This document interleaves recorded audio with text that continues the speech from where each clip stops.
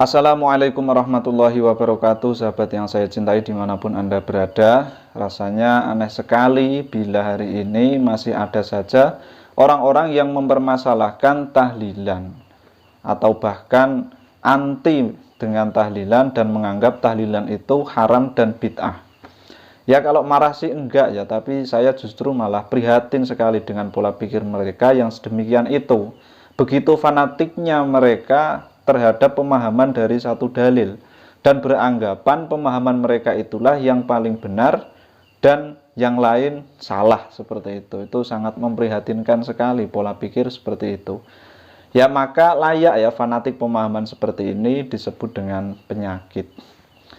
Pasti teman-teman sudah tidak asing di telinga ya kata sahabat dari kelompok-kelompok sebelah itu, praktek tahlilan bid'ah, praktek tahlilan haram, tidak pernah dicontohkan oleh Nabi Muhammad SAW dan tidak pernah pula dicontohkan oleh para sahabat.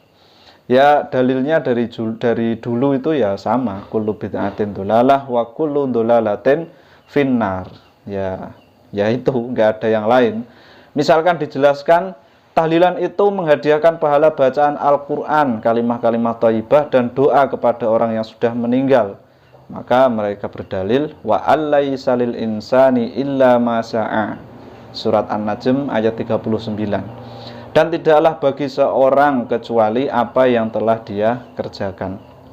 Lalu agar terlihat memperkuat dalil, mereka juga berdalil dengan hadis Nabi Muhammad, idza mata bnu adama in qata amaluhu illa min salasin shadaqatin jariyatin au ilmin yuntafa'u bihi awaladin sholihin yad'u lahu.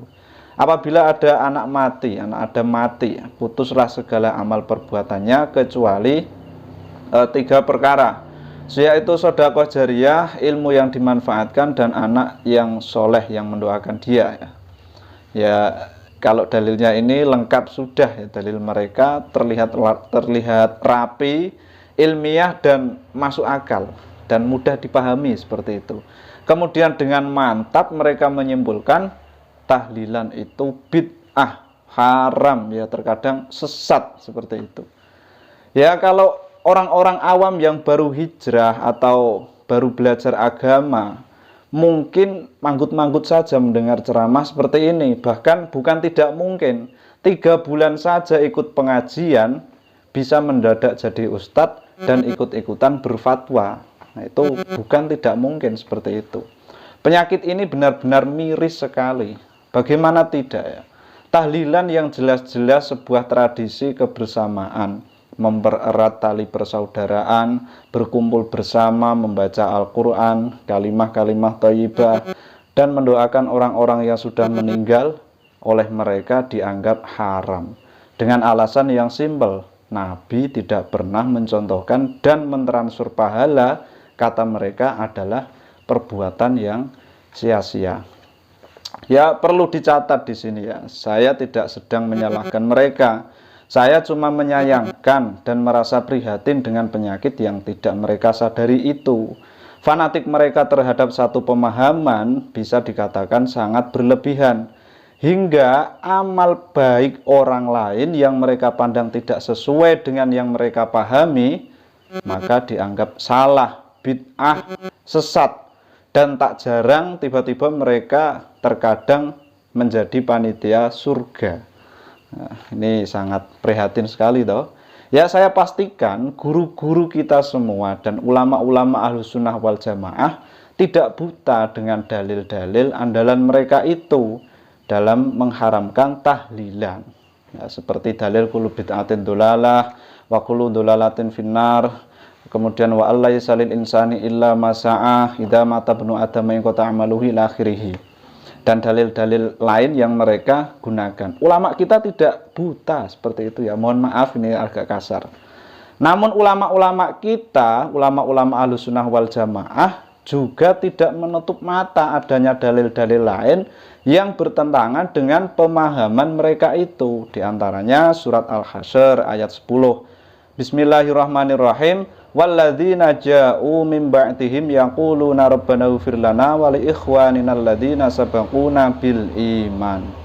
Dan orang-orang yang datang setelah mereka berkata, "Ya Tuhan kami, ampunilah kami dan ampunilah saudara-saudara kami yang telah mendahului kami dengan beriman." Ini surat Al-Hasyr ya, ayat 10. Dalam hal ini hubungan orang mukmin dengan orang mukmin tidak putus dari dunia sampai akhirat, seperti itu. Nah, kemudian surat Muhammad ayat 19, "Wastaghfir li dzambika walil mu'minina wal mu'minat." Dan mintalah ampun engkau Nabi Muhammad untuk dosamu dan dosa-dosa orang-orang mukmin laki-laki dan perempuan. Kemudian hadis riwayat Abu Dawud juga ada, sa'ala rajulun an-nabiyya sallallahu alaihi wasallam faqala ya Rasulullah inna ummi matat afayan fa'uha in tasaddaqtu anha, qala na'am. Bertanya seorang laki-laki kepada Nabi sallallahu alaihi wasallam, "Ya Rasulullah, sesungguhnya ibu saya telah mati. Apakah berguna bagi saya seandainya saya bersedekah untuknya, untuk ibu saya?" Seperti itu ya. Rasulullah kemudian menjawab, "Ya, berguna untuk ibumu." Bahkan ini dalam tafsir At-Tabari juga dijelaskan.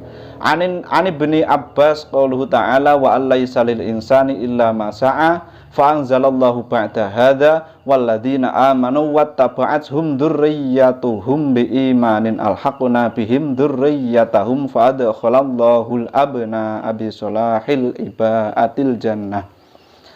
Ada panjang sekali. Dari sahabat Ibnu Abbas dalam firman Allah Subhanahu wa taala, tidaklah bagi seorang kecuali apa yang telah dia kerjakan tadi ya, yang digunakan dalil untuk mengharamkan tahlilan. Kemudian Allah menurunkan ayat surat At-Tur 21, "Dan orang-orang yang beriman dan yang anak cucu mereka mengikuti mereka dalam keimanan, kami pertemukan anak cucu mereka dengan mereka, maka Allah memasukkan anak kecil ke surga karena kebaikan orang tua." Jadi ayat wa allaysa lil insani illa ma sa'a ini menurut kitab tafsir At-Tabari ini dari Ibnu Abbas, dimansukh oleh surat At-Tur ayat 21, seperti itu ya. Lalu ada juga dari Syekhul Islam Al-Imam Ibnu Taimiyah di dalam kitab Majmu'ul Fatawa. Beliau berkata, orang yang berkata bahwa doa tidak sampai kepada orang mati dan perbuatan baik pahalanya tidak sampai kepada orang mati, mereka itu ahli bid'ah. Bahkan seperti itu. Sebab para ulama telah sepakat bahwa mayit mendapat manfaat dari doa dan amal soleh orang yang masih hidup.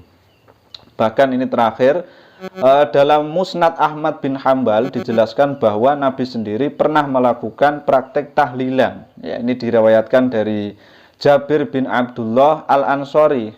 Ketika seorang sahabat bernama Sa'ad bin Mu'ad meninggal dunia, Nabi memimpin pembacaan dzikir dengan suara keras, ya, dengan suara keras dalam waktu yang cukup lama. Lalu para sahabat bertanya, "Untuk apa pembacaan dzikir tadi ya Rasulullah?" Nabi menjawab, "Sungguh telah menyempit kuburan hamba yang soleh ini hingga Allah lapangkan berkat bacaan dzikir tadi." Nah, dan masih banyak lagi segudang dalil yang dipakai oleh ulama-ulama ahlu sunnah wal jamaah dalam melaksanakan tradisi tahlilan ini. Dan perlu semuanya tahu bahwa kata tahlilan hanyalah sebutan saja untuk praktik kirim doa atau ihda'us tsawab kepada orang yang sudah meninggal. Di berbagai daerah secara umum memang dinamakan tahlilan, namun di banyak daerah namanya berbeda-beda. Ada hajatan, ada kumpulan, kirim doa, resayan, dan masih banyak lagi lah dengan nama-nama yang berbeda. Tujuan utama dari tradisi ini adalah mendoakan dan menghadiahkan pahala sedekah, membaca Al-Quran, dan kalimah-kalimah thayyibah kepada orang yang sudah meninggal dunia. Dan lebih dari itu, tradisi ini juga memiliki banyak manfaat, diantaranya mempererat tali silaturahim. Nah, maka dari sisi ini, orang-orang yang anti tahlilan bahkan mengharamkan dan membid'ahkan Ya, sejatinya mereka sedang sakit. Mereka mengidap penyakit fanatik terhadap satu pemahaman, sehingga menganggap pemahaman mereka itu sebagai kebenaran mutlak, dan bagi siapapun yang tidak sama maka terancam neraka menurut mereka. Itu kan berbahaya sekali fanatiknya. Ya, saya hanya bisa berdoa semoga kita semua terhindar dari penyakit ini dan bisa menghargai perbedaan dalam segi apapun. Dan pesan saya, tidak masalah ya, enggan tahlilan itu tidak masalah. Tapi ingat, surga dan neraka adalah hak prerogatifnya Allah Subhanahu wa taala. Tidak usah ikut-ikutan menjadi panitianya seperti itu. Wallahu a'lam bishawab. Assalamualaikum warahmatullahi wabarakatuh.